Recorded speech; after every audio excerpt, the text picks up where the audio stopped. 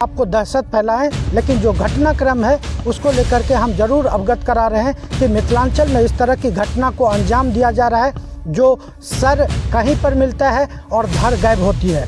अब इस पूरे घटना सर को तन से जुदा किया गया, ये भी एक अनुसंधान की बात है।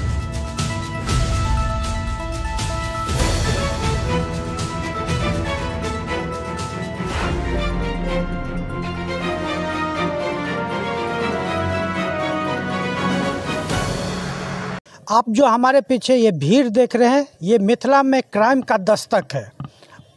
आपको ये दिमाग में आता होगा कि हम ऐसा क्यों कर रहे हैं। हम पूरी घटना की जानकारी देते हैं।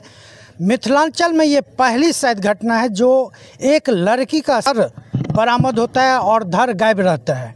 ये राजनगर थाना के बेलवार गांव के पास आप देख सकते हैं, चारों तरफ से बाउंड्री किया हुआ है। 5 से 6 फीट की ऊंचाई है, गेट लगा होता है या अर्धनिर्मित एक भवन दिखाई देगा और ठीक उस बीच में आकर के कोई सरकटा जो सर होता है यहाँ से बरामद होता है। सुबह सुबह जब बच्चा यहाँ कोई खेलने आता है तो वो सर को देखता है और फिर चिल्लाता है और इसकी सूचना मुखिया तक पहुंचती है। जो रगनी देहट के मुखिया हैं उनके तक ये सूचना पहुंचती है और उनके जरिए थाना तक पहुंचती है। तो ये बड़ी घटना है मिथिलांचल में, खास करके मधुबनी में ये पहला घटना है जब सर एक जगह मिलता है और धड़ गायब हो। ये बात हम इसलिए कर रहे हैं क्योंकि राजनगर थाना में शायद ये पहली घटना ही है, क्योंकि इस तरह की घटना अगर मिथिलांचल में हो रही है, खास करके राजनगर में हो रही है, तो निश्चित तौर पर लोगों के दिलों में एक दहशत उत्पन्न होगा। हमारा ये दिखाने का कोई कोशिश नहीं है कि हम आपको दहशत फैलाएं, लेकिन जो घटनाक्रम है उसको लेकर के हम ज़रूर अवगत करा रहे हैं कि मिथिलांचल में इस तरह की घटना को अंजाम दिया जा रहा है। जो सर कहीं पर मिलता है और धड़ गायब होती है। अब इस पूरे घटना को लेकर के राजनगर थाना तत्परता दिखाती है, इस घटना स्थल पर पहुंचती है और घटना स्थल से जो सर है वो बरामद करके उसे आगे के अनुसंधान में जुट जाती है। तो इसमें और कुछ जो अपडेट आएगा वो अपडेट हम अब तक पहुंचाएंगे, लेकिन बता दें कि ये एरिया जो है चारों तरफ से सुनसान है, दूर दूर तक घर नहीं है, लेकिन बच्चे सुबह सुबह आते हैं यहाँ पर खेलने के लिए।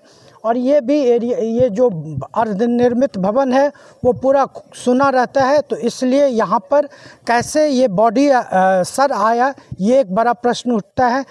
इसका धड़ कहाँ, बाकी शरीर का हिस्सा कहाँ है, ये भी एक बड़ा प्रश्न है।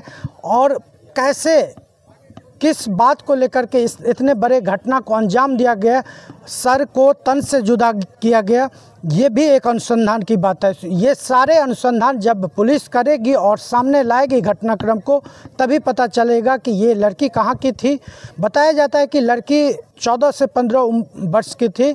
सर जो है डिकम्पोज हो गया था, सड़ा हुआ अवस्था में मिला था, लेकिन पुलिस अब अनुसंधान में जुट चुकी है और इस पूरे घटना पर पर्दा तभी उठेगा जब पुलिस ये आकर बताएगी मीडिया को या लोगों को बताएगी कि इस घटना को किसने अंजाम दिया और मिथिलांचल में खास करके मधुबनी जिला में खास करके इस तरह के घटना को कैसे अंजाम दिया। दुखद है, घटना तो बहुत दुखद है, लेकिन मैं कहना यही चाहूँगा कि जब से हम लोग सरकार से हटे हैं, भारतीय जनता पार्टी जब सरकार से हटी है, उस दिन के बाद लगातार अनहोनी घटना घटती रहती है।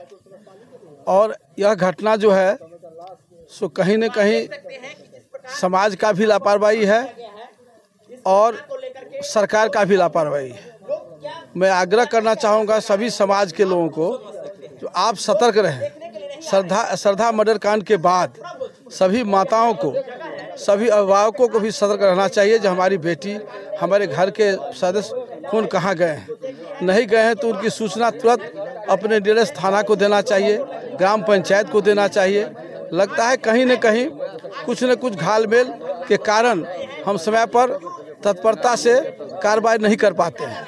बिहार सरकार पूर्णतया फेल हो चुका है, खासकर कानून के जब समय बात आती है, कानून की जब बात आती है, उस वक्त हमको जो लगता है बिहार की जो अभी स्थिति बन गई है उसमें निश्चित रूप से बिहार सरकार की जिम्मेदारी बनती है और समाज की भी जिम्मेदारी बनती है कि हम सतर्क रहें, सजग रहें। और यह जो घटना है, इस घटना की जांच हम चाहते हैं कि किसी न किसी उच्च स्तरीय जांच कर, और जिला समाहर्ता और खासकर एसपी साहब से मेरा आग्रह होगा, मधुबनी के एसपी साहब से, तो आप इस घटना को स्वयं जांच करें और किसी भी प्रकार के डीएसपी से जांच मत कराएं।